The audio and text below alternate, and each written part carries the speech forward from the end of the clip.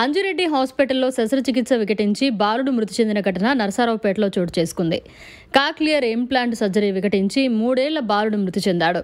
దీంతో బాలుడు కుటుంబ సభ్యులు కన్నీటి పర్వంతమయ్యారు. మాకు అంజిరెడ్డి హాస్పిటల్ మీద నమ్మకం లేదయ్యా. గతంలో ఆయన విషయంలో మోసపోయాం. గత్యంతరం లేక మా మనవణ్ణి ఆసుపత్రిలో చేర్పించాం అంటూ సంతమాగులూరుకు చెందిన సుధాకర్, లక్ష్మి దంపతులు కన్నీటి పర్వంతమయ్యారు. పల్నాడు జిల్లా కేంద్రం నరసరావుపేట పట్టణంలో అంజిరెడ్డి హాస్పిటల్లో కాక్లియర్ ఇంప్లాంట్ సర్జరీ వికటించి 3 ఏళ్ల బాలుడు విక్రమాదిత్య ఆదివారం మృతి చెందారు.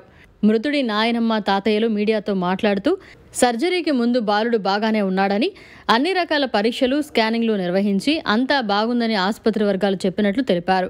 ఆరోగ్యశ్రీలో ఉచితంగా చేస్తామని చెప్పి తమ వద్ద 1,50,000 రూపాయలు డిమాండ్ చేసి చివరకు 50,000 రూపాయలు కట్టించుకుని కనీసం రసీదు కూడా ఇవ్వలేదని తెలిపారు.